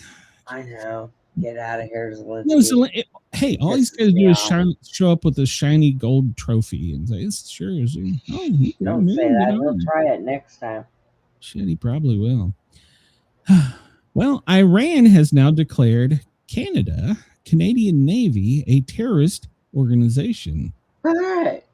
Escalating tension is growing between those two countries. Now, that's a NATO country. And Iran has now said that, the Canadians are terrorists. So the terrorists are calling Canadians terrorists. I love it. Apparently, under terrorist law, that they violated his. So anyhow, so now Canadians are terrorists according to Iran. And well, there you go. Damn it, Canada. Damn Canadian. I didn't even know the Canadian Navy is big enough to be called a terrorist organization. I didn't think that they even had one, but okay. No, they do. They have one. They have an Air Force. I know they do. They have all that stuff. But but now the Canadian Navy is terrorists, and Iran is now saying they're terrorists, and they're able to go after Canadians. Remember all those guns they took from you? Hope you don't need them.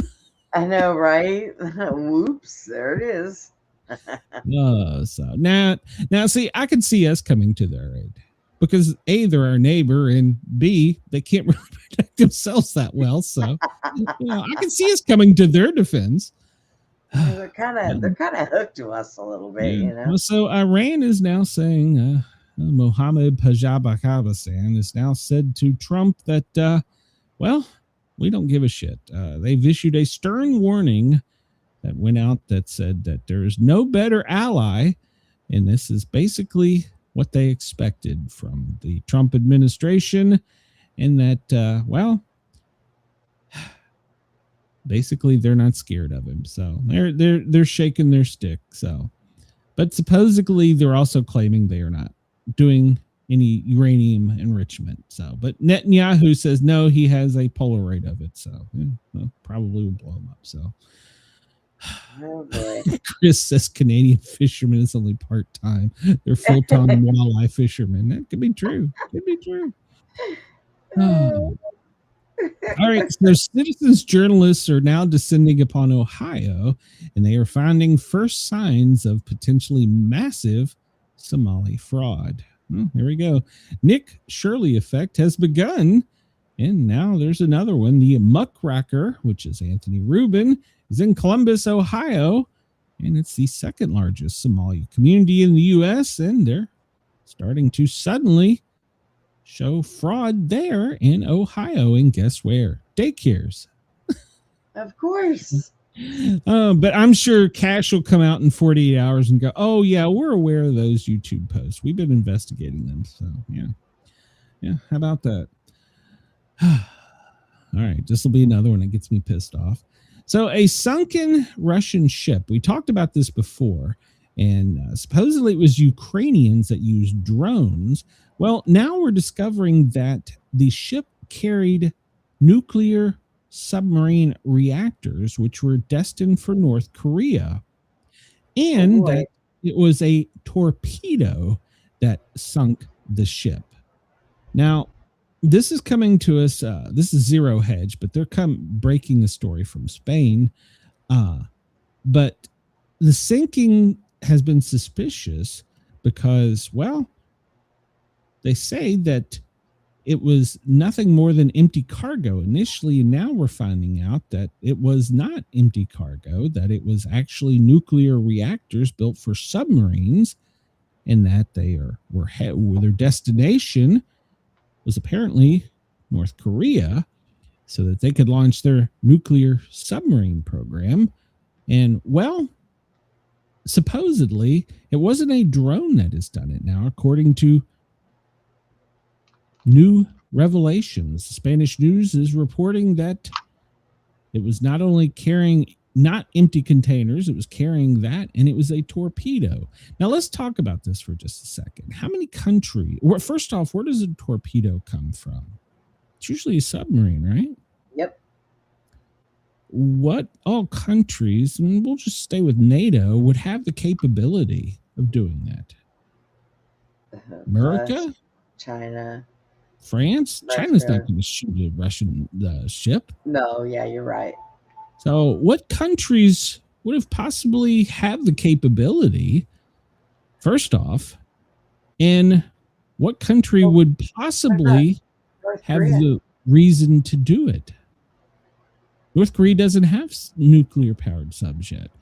So I don't know if they have the submarines yet. So well, God only knows. We get lied to. But why would have everything? Who knows? Well, yeah, but why would they sink a Russia? That's their ally. So it's obviously someone that is not with North Korea or really not a friend of Russia. Russia's calling it a terrorist attack, and they say they did rescue 14 of the 16 crew members.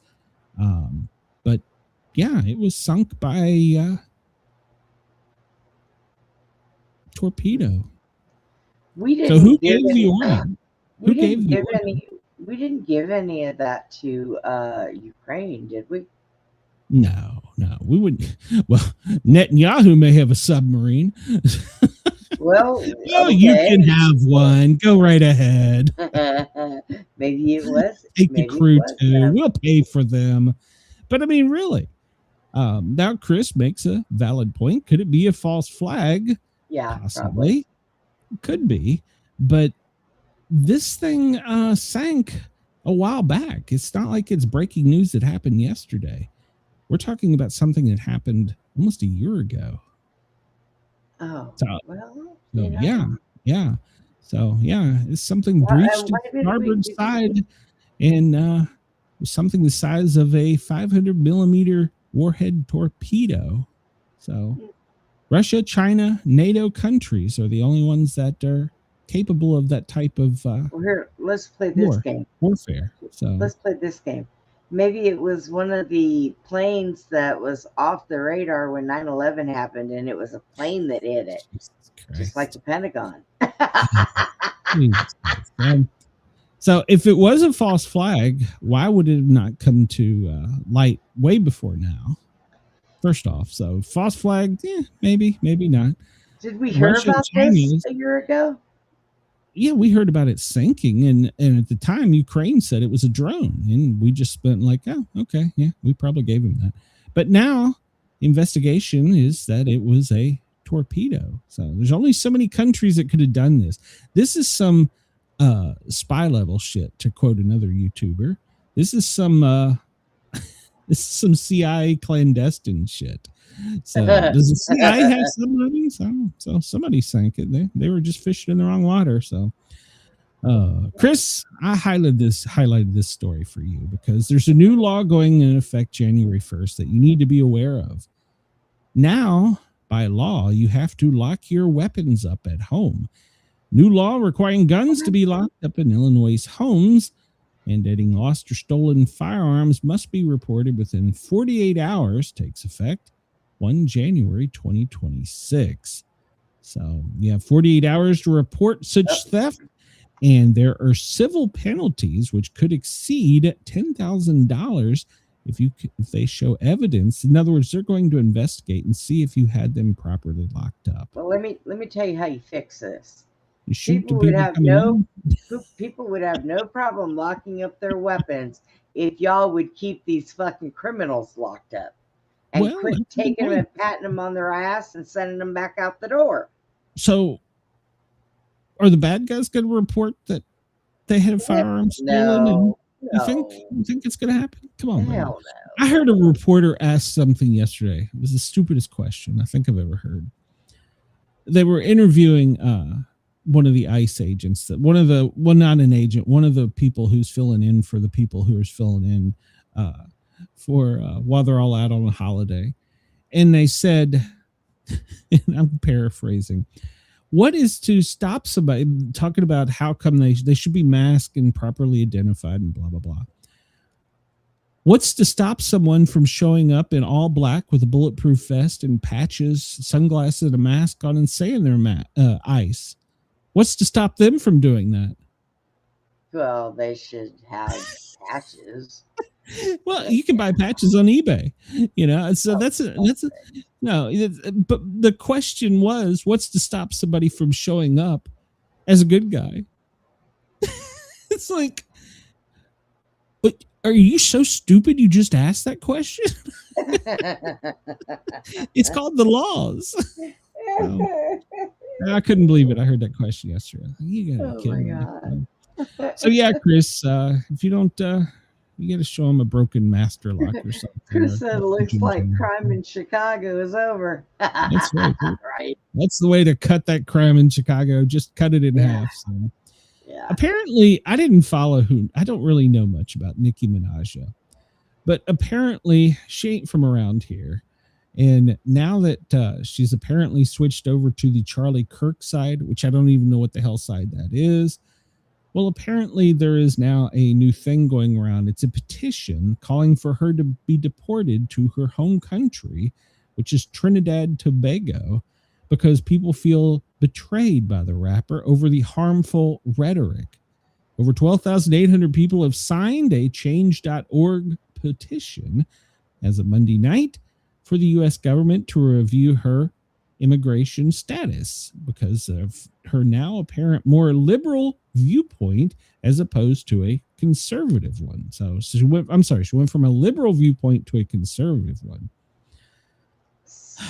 This is personal for those of us who watch Nicki rise up as a beacon of hope only to feel abandoned by her shift in values. Her public platform carries weight and responsibility. Her statements are in stark contrast to the solidarity she once showed, leaving many feeling deflated and disillusioned. Furthermore, her status in the United States is not based on citizenship, which raises questions about her continued presence here despite her divisive actions and statements. The hell did she do? Shit. What did she do? They have turned on her. Anybody ever do for cancel culture? Oh, so in wake of the Charlie Kirk death, there's been calls to revoke her immigration status. So, good God. Apparently, with her public appearance alongside the widow Erica Kirk, God, she healed quick too. That mascara stayed dry. So she's taken a bad turn and the fans feel betrayed. So apparently she used to take liberal stances with LGBTQ plus RZY issues. And well, now she's saying boys should just be boys. And well, that's got her. So she's got to be deported immediately. Get her out of here. Oh my God. Is her following as large as the Swifties? I don't know. I'm asking. I really don't know anything about her, but apparently now they think she's. Is it so? So that could be an issue. So they don't want anybody speaking out against that, I guess. I don't know. Whatever. No. Whatever. Whatever. So, woke Oregon City has hired a murderer who executed a teenage girl to its police review board. Convicted murderer who gunned down a 19-year-old girl has sparked community outrage after being voted onto the Citizens Police Review Board for the city. Kyle Hedquist is 47. He had been jailed for life without parole for murdering Nikki Thrasher in 1994. The Oregon native led Thrasher down a remote road and shot her in the back of the head to prevent her from telling people about his burglary spree that he had embarked on. He was released in 2022 when Governor Kate Brown argued that he was 17 at the time of the crime, which meant that he shouldn't be locked up for life. Well, now the Salem City Council has appointed him as one of the 4 or 5 to vote on police issues. Oh boy. And the circus begins. So there, you did it. You know how to use a gun, so you're obviously a good guy. We'll put you in church. Convicted murderer. You know what? Yeah. What? He was what 17. Has happened in our country? Yes. if he got life, he needs to serve life. He I killed agree. somebody. The girl's still serving life. She's dead. So, but So now he's going to be on the Citizens Review over police. I want off this timeline. It is what has happened to our country? What has happened? Know. We've got a narcissist that loves old shiny things in office, and we're putting the bad guys in charge of good guys. I don't understand this. What has happened? Brenda, this is down in your neighborhood. Dozens are fleeing as deputies raid a cockfighting ring. Yeah. In Houston, they've seized hundreds of birds. Crosby, Texas, a quiet rural stretch outside of Houston, has erupted into chaos when Harris County deputies descended upon a cockfighting operation and found a grotesque scene of 300 live birds, 50 dead, and people fleeing as law enforcement locked down the area. They found cages filled with fighting cocks. They found cock paraphernalia. Brenda, what's going on down in Texas? There's a lot of cock in Texas. Let's tell you. The surviving cocks are stated to be taken to the Humane Society of Harris County, which will evaluate the cock's condition, determine the next step. I'm going to have to go up there and go get me a cock. I have to adopt it. What's going on, Brenda? Why do you have so many fighting cocks? I want to know. I don't know. When I get off today, I will be sitting in front of a TV watching the games. Tennessee is playing in the Music City Bowl today at 5:30. Chris, I hope you're not an Illinois fan. Otherwise, me and you'll have to fight. Tennessee is favored by 3, which for those of you who are not familiar with football, maybe cockfighting, that's just a field goal. So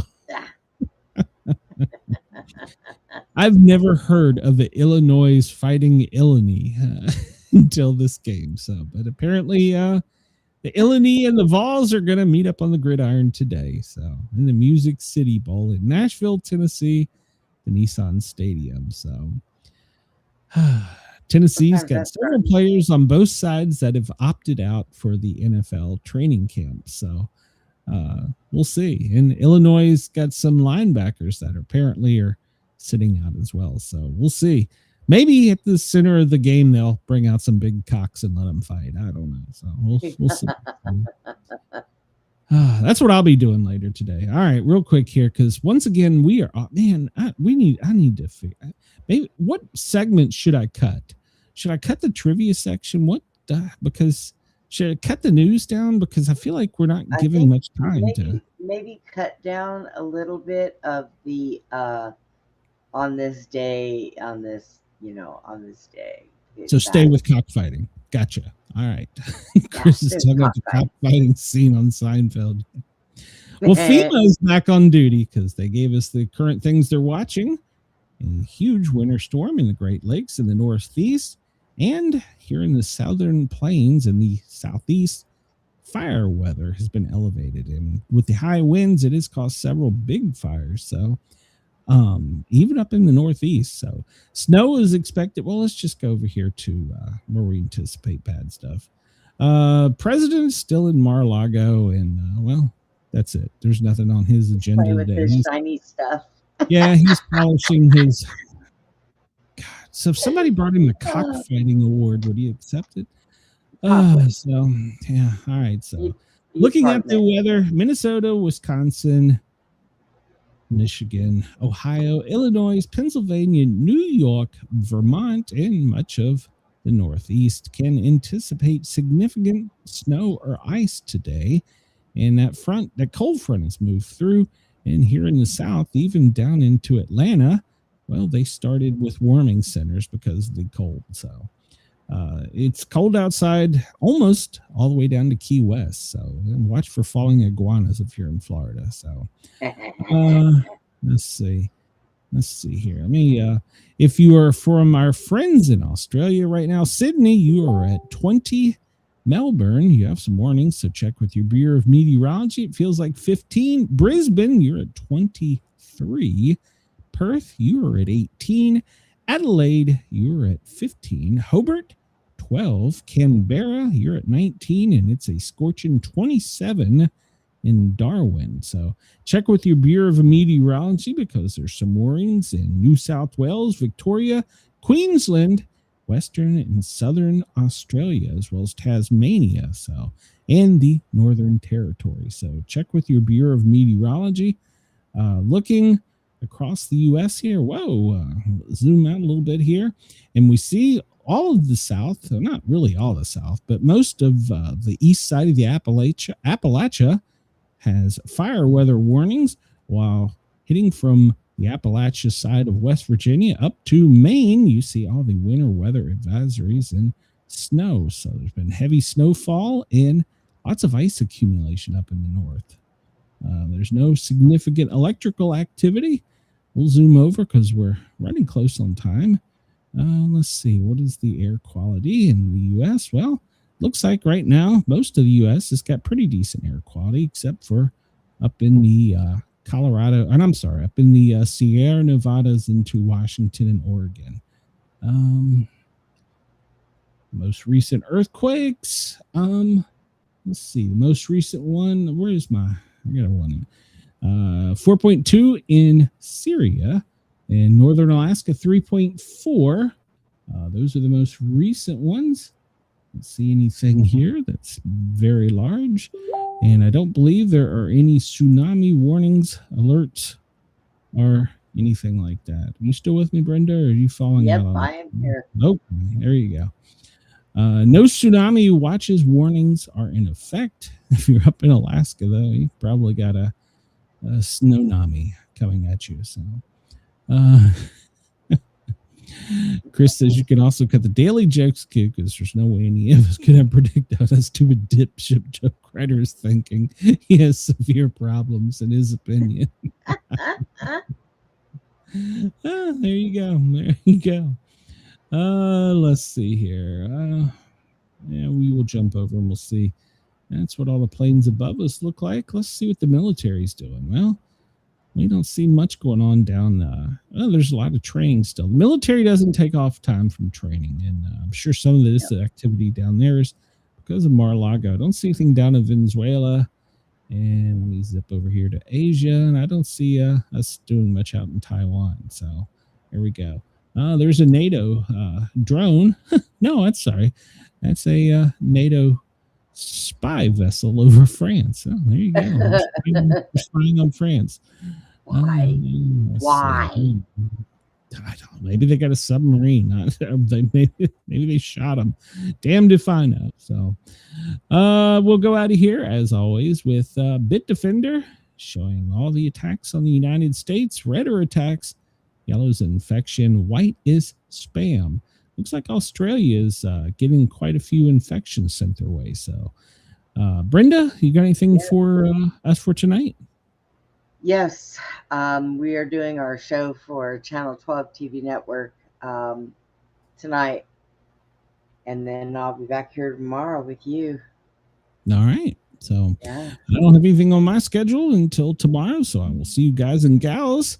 I hope you enjoyed the show. Please remember to come to the Sportcat shows, like, follow, share, and subscribe. And we will see you guys and gals tomorrow. Thank you for letting us tickle your ears and for putting up with me bitching. So, do you have an exit button today? I do. Oh my God. You must have fixed whatever the problem was. That's all right, everybody. Gremlins. Bye. See you soon. No.